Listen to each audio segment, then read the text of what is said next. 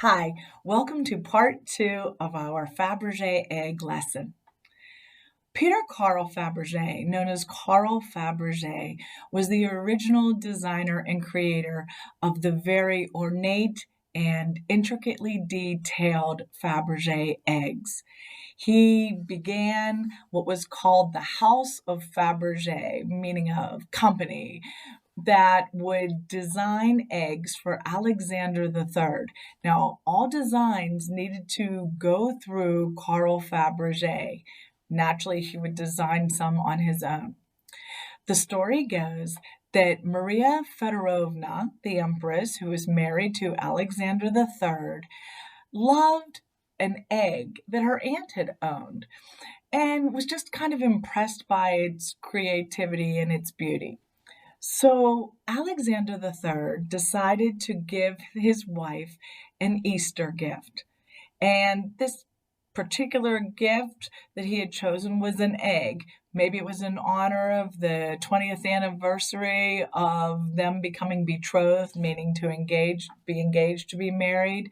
But either way, he selected an egg to be designed as a gift.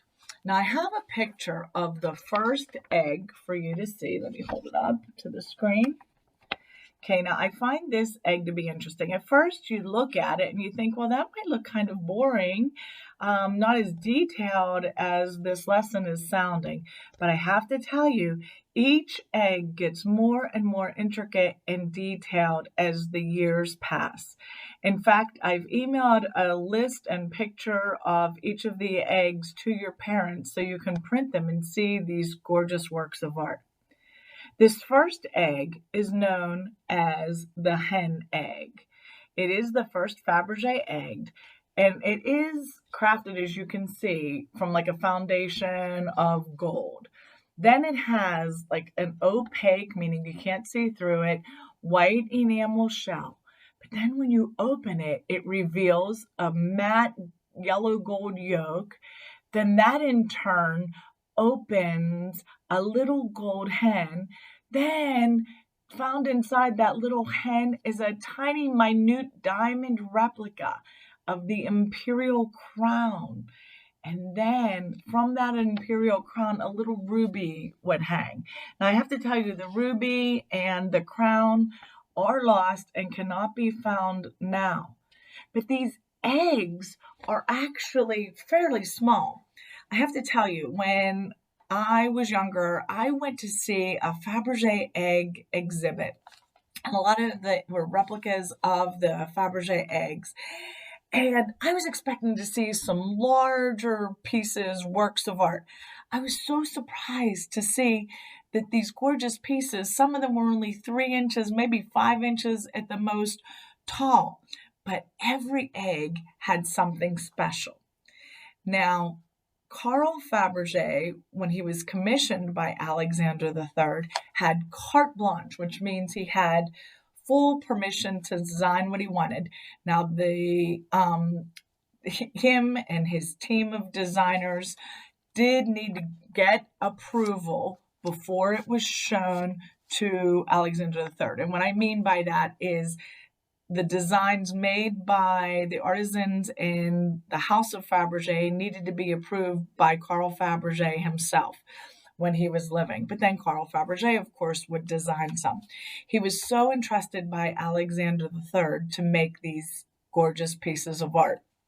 So what happened was he had done such a beautiful job on this first egg, and Maria fell in love with it, that Alexander III said, we're going to commission you, hire you to make these eggs every year as a gift for Easter.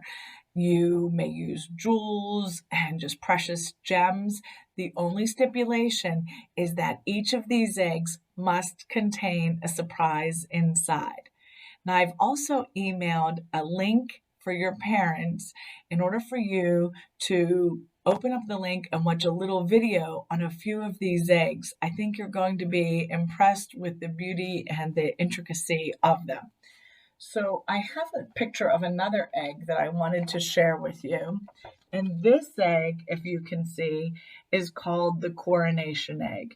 Now, this egg was selected for two reasons. One, because of the coronavirus, which we are obviously living through this pandemic right now. And we talked about the word part corona, meaning crown. And when Alexander III passed away, his son Nicholas began giving these eggs to his mother as a gift since his father had passed away, and he had also given the eggs to his wife. Now it's believed that 50 of these eggs were made, 43 are still in existence. 20 of them were made for Maria, and then Alexander had a son named Nicholas. Alexander and Maria had a son named Nicholas, and that's Nicholas II. And he began having these eggs made for his wife. Her name was Alexandra. And the little carriage that you see here in this photo is the replica, exact replica of the carriage that was used in the coronation of Nicholas and Alexandra as they were taking over the throne. But something else that I thought was interesting is if you notice this lattice pattern.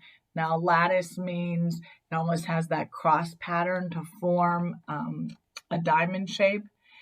Each of the points on this lattice pattern were actually drilled underwater, so the heat from the drill would not affect or damage the egg. So to reference why I thought this was interesting, again, the word part corona meaning crown, the fact that it was an egg given in honor of the coronation of Nicholas and Alexandra, and the fact that it was so beautiful and so intricately made. I thought you would find that interesting. And then finally, the third egg I wanted to share with you, and of course you can look up more details about the eggs in the email that I had sent to your parents. This actually has a fascinating story to it. I'm going to hold it up so you can see it a little more closely. Let's see. Can you see? I think that should do it. So you can see the egg when it's closed, and then you can see the egg when it's open, revealing a miniature clock. Now, what I thought was interesting about this particular egg was this is considered to be the third imperial egg. Now, remember our big new word, it was jumbo sale, like meaning rummage sale?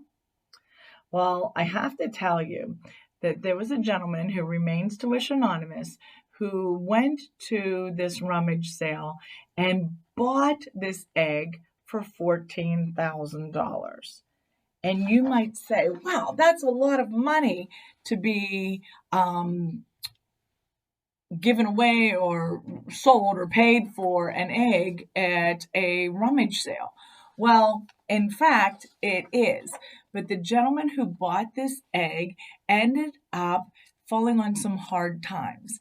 And he was willing to sell this egg and hopefully get even just $500 for the egg, just to have some money coming in. And one night, he decided to use Google and Google the word egg. And there was an inscription, and I'll have to tell you, do you see like on the clock here? There was an inscription on the egg. And he looked at the name that was inscribed, and it was Vacheron Constantin. And he ended up pulling up a 2011 article from British Journal and found that there was a frantic search for this very egg.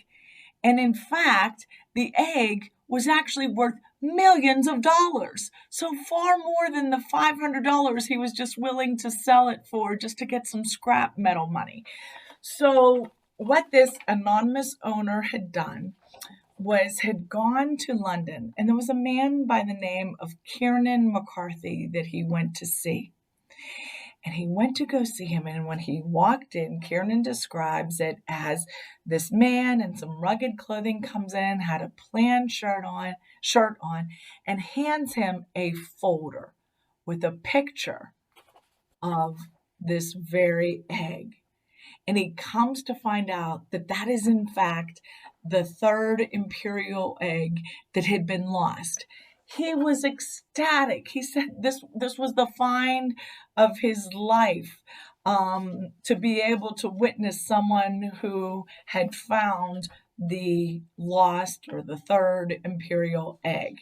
So I thought that was a great story. Yes, he spent $14,000, this anonymous man, on the egg, was eventually willing to sell it for just $500 as he fell onto hard times, but then does one last little bit of research and comes to find that the egg is in fact extremely valuable and worth millions of dollars. So I thought that was an interesting story as well.